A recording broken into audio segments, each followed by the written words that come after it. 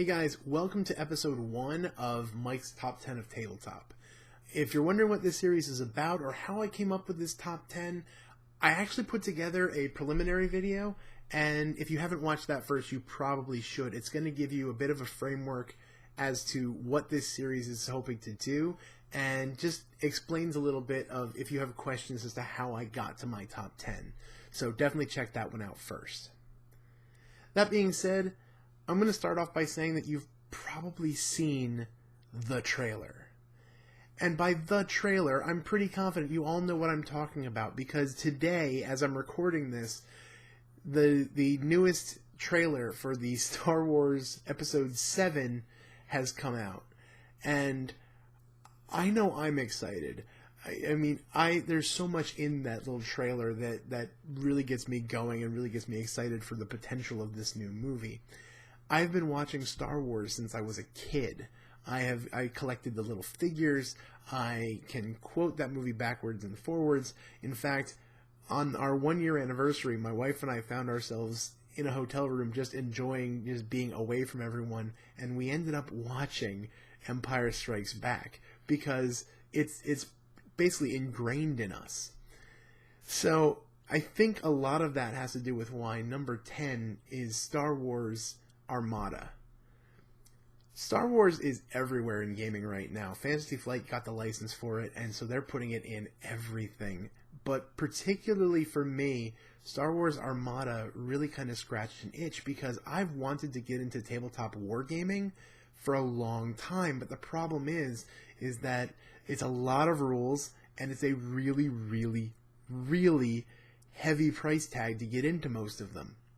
So it scared me off, I'm not going to lie. Star Wars Armada is a way that you can get entire fleet battles at a fairly low cost. I know people who are really, really deep into Armada, and they've only spent a couple $100. I'm not anywhere near there, and this game, the base game, is only going to set you back about maybe $60. So it's definitely an interesting opener to this part of the hobby. The other beautiful thing about this is that all the miniatures come pre-painted, because while a lot of people love painting, and I'm even curious about it, but it adds a whole other level of time and commitment that I haven't been able to put in. So this gives me a nice entry point, and I hope that you guys might see that too, because I really think this game has a lot going on for it. It's amazing. First off, these miniatures, I've kind of alluded to it, but these miniatures are gorgeous. They really do capture the beauty of the ships from the movies. So I can't begin to stress enough how amazing those are. And the fact that you're literally pushing them across the table as they're doing battle and making sure they're in the position that they need to be to make sure that they can fire properly. It's just so cool. And you're actually doing whole squadrons of smaller ships. So while your big ships are moving into these hulking beasts that are moving across the table, you are also zigging and zagging with your little squadrons of X-Wings and TIE Fighters. And some of the expansions include other ships as well. But right now, I only have the base set. So in my rule that I only talk about what I know and what I own, I'm going to tell you that the base game has plenty that can give you a lot of fun. And again, the price tag to expand is not huge. It's not as huge as it could be. And so that's another selling point for this game. You're basically using these amazing little navigator tools to move your guys across the board, and really the whole table is your playing surface if you're playing it as the rules are written.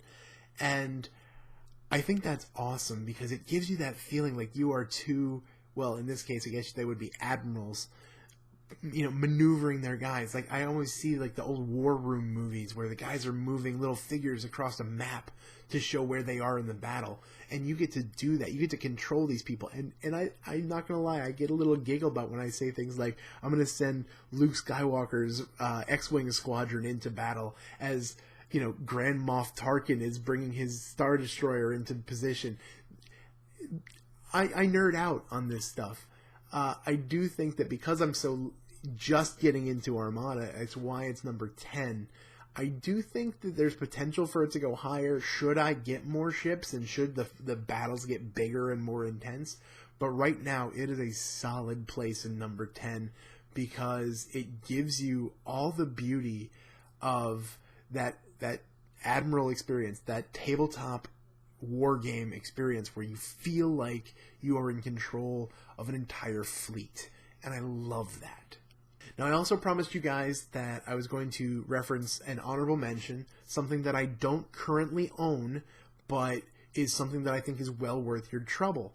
And I want to talk about a game that I've been looking at from afar for a long time. I wanted to keep it kind of in the same realm of miniatures gaming, but also keep within because this is an introductory kind of series, I wanted to keep it within a low-cost kind of entry.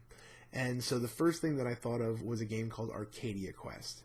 Arcadia Quest is, from what I've researched and what I've seen, it's kind of an arena battler where you get a series of these amazingly adorable little figures. They all have special, unique powers that are special to them, and you're basically doing it's a dungeon crawl. You are fighting monsters, and even sometimes I believe you can fight each other in certain aspects of the game, but I don't know that for certain. Like I said, these are honorable mentions. I don't own this game, nor have I played it, but it's so cool, and the minis look so adorable in that kind of terrifying way because they are brutal warriors in this arena kind of combat. So definitely worth checking it out. I know I would love to own a copy of it. I've seen it at cons. Definitely want you guys to take a look at that. It is, again, well worth your time and research. And guys, this is just really scratching the surface of tabletop wargaming, miniatures gaming, this kind of tabletop experience. So definitely check it out. There's plenty of resources on Board Game Geek. There's plenty of resources out there of great quality games. I hope that you guys can find one that you like as much as I like Star Wars Armada, and I really look forward to finding out more about this. Again, as I mentioned in the first video, the preliminary video, if you don't like Star Wars Armada, write some comments. If you love Star Wars Armada, check the comments. And if there's any game that fits in that miniatures, tabletop, wargaming kind of thing that you particularly love, again, mention it in the comments so that people who don't know about this can find out more. Because that's what this is about. This is about bringing all of us to the table to find new and interesting ways to game. So guys, I hope you've liked this. I look forward to bringing you the next episode where I give you my number 9 game. And I hope that you go out and check out Star Wars Armada.